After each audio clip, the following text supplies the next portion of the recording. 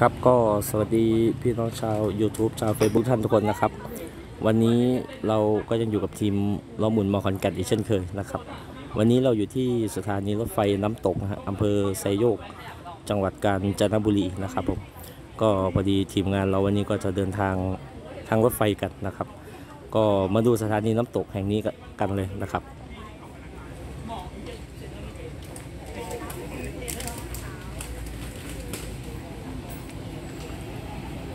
นี่ก็เป็นบรรยากาศภายในสถานีนะครับก็คนก็เยอะพอสมควรนะครับเดี๋ยวเราจะเดินไปหาทีมงานเรานะครับก็เป็นแหล่งท่องเที่ยวครับก็ผู้คนก็จะค่อนข้างเยอะอย่างนี้นะครับ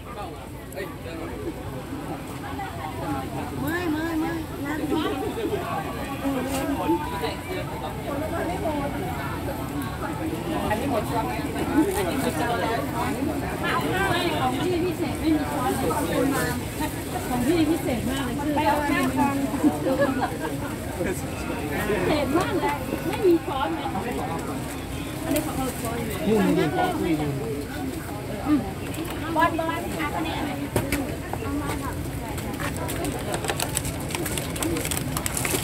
นี่ระวังหก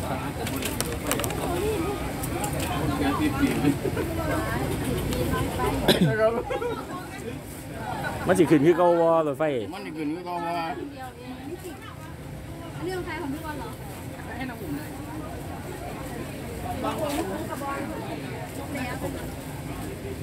เรานี่แหละ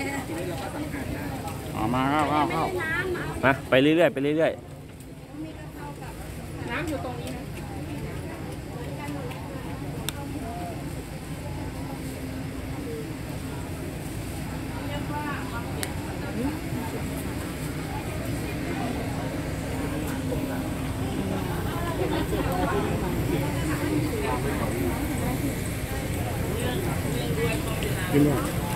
กินอยู่ครับ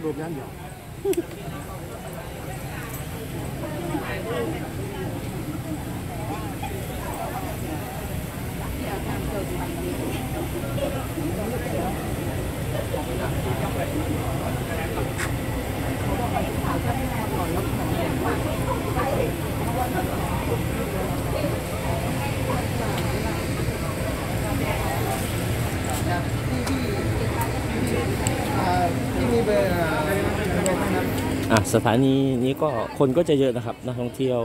รวมถึงต่างชาตินะฮะก็จะเยอะพอสมควรนะครับเดินทางมาเที่ยว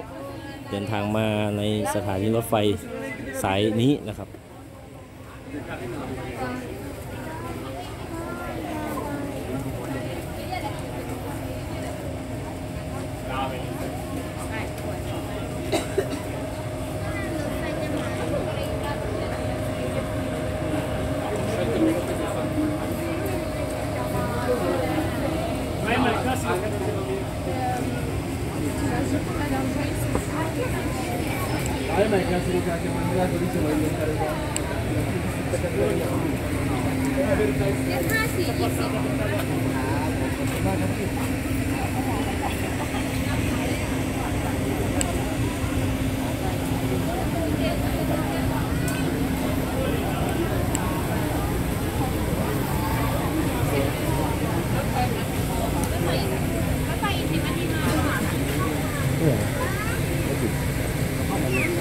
ใครยืดตัวหรอ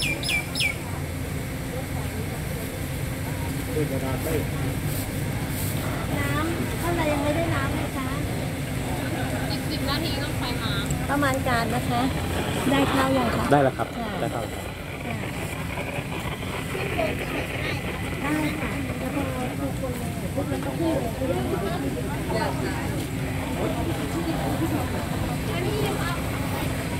ปกติเขาใช้เวลากี่นาทีครับถึงชั่วโมงเต็มๆนะฮะเกือบชั่วโมงที่ไหนนะคะอันนี้ท่ากิเลนมันเป็นสถานีใหญ่พอถึงถ้ำกระแสใช่ไหมคะคนก็จะเยอะเป็นโค้งช้าๆไปอย่างเงี้ยมันจะวิ่งตรงโค้งทางรถไฟสายนอนนะประมาณกี่สถานีก็ถึงเพราะว่าจะประกาศแล้วสถานีมันใหญ่พอถึงสถานีท่ากิเลนแล้วก็ลงประมาณกิโลครับพี่ประมาณกี่กิโลได้ประมาณ1 ชั่วโมงคือเราขึ้นที่นี่บ่ายโมงไปถึงประมาณบ่าย2 โมงครับ2 โมง 10 นาทีประมาณนี้ใช่ไหมครับครับ น้ำได้แล้วยังคะ ชั่วโมงหนึง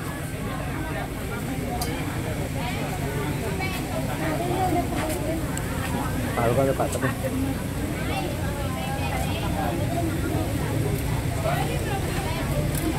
แซ่บปะ ไปเล่นน้ำต่อไปก็ไปเล่นน้ำ ของบุกกินเขา ทางที่ไทยพูดกินกันได้ไหมเบิ้ลไหมครับ เบิ้ลไหมครับบอบอครับบอบ่ายโมงนะครับ ใช้เวลาชั่วโมงหนึ่งว่ากัน ใช้เวลาชั่วโมงหนึ่งเดินทางไปใช้เวลาชั่วโมงหนึ่งกันนะครับเป็นเริ่มแจกกันอยู่นะ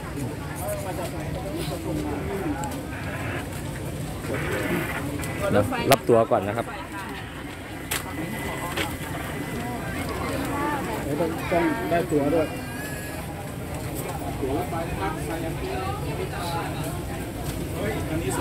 แจกแจกบ่แจกแจกเบิ้งในเด้อล่ะแจกทุก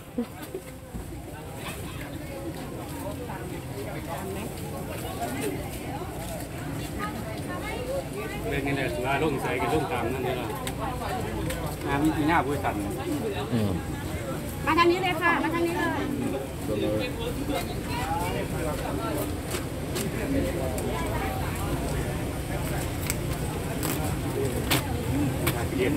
นี่ รถตู้จะไปจอดรออยู่ตรงทางลงเลยค่ะ นี่เราก็ได้ตั๋วแล้วนะครับ น่าจะกิโลครับแต่เตย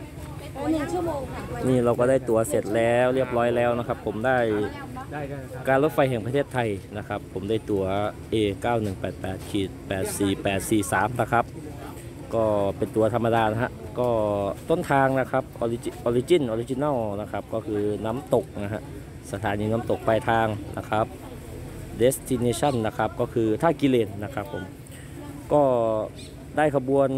9258 นะครับวันที่เดินทาง 11 สิงหาคม 62 นะครับเวลาออกรถนะฮะ 12:55 ถึงเวลา 13:52 นะฮะก็เป็นรถคลาสชั้น 3 นะครับประเภทตู้นะฮะบกส76 นะฮะราคาตั๋วไพรซ์7นะครับผมก็ได้ตั๋วเป็นที่เรียบร้อยนะครับเป็นที่เรียบร้อยแล้วนะครับ ใกล้ซุ่มนี่บริการในกีฬา ก็หลายท่านหลายคนอาจจะไม่เคยเห็นนะครับสำหรับคำแนะนำการใช้ตั๋วและสัมภาระนะครับ Import Chance Nautic นะครับก็คือโปรดตรวจสอบรายการในตั๋วให้ถูกต้องหากผิดพลาดให้แจ้งผู้ออกตั๋วทันทีนะครับผู้ขึ้นโดยสารณสถานีรถไฟที่ระบุนะครับมิฉะนั้นจะต้องสละสิทธิ์นะครับขอเปลี่ยนแปลงการเดินทางนะครับการคืนเงินนะครับต้องแจ้งเจ้าหน้าที่ก่อนขบวนที่จะออกอย่างน้อย1 ชั่วโมงยกเว้นตั๋วหมู่คณะนะครับจะเป็นไปตามระเบียบของการรถไฟนะครับการเปลี่ยนแปลงที่จะไม่มูลค่าตั๋วลดลงจะคืนค่าตั๋วต่างให้นะครับตั๋วสูญหายไม่รับผิดชอบนะครับหากนำสัตว์มีชีวิตทุกชนิดและสิ่งของมีกลิ่นแรงขึ้นไปในรถปรับอากาศโดยเด็ดขาดนะครับห้ามนะครับข้อห้ามนะฮะสำหรับ call center นะครับ1690นะครับสอบถามข้อมูลการเดินทางของการรถไฟแห่งประเทศไทยได้นะครับ1690โอเคเราได้ตั๋วเรียบร้อยแล้วนะครับ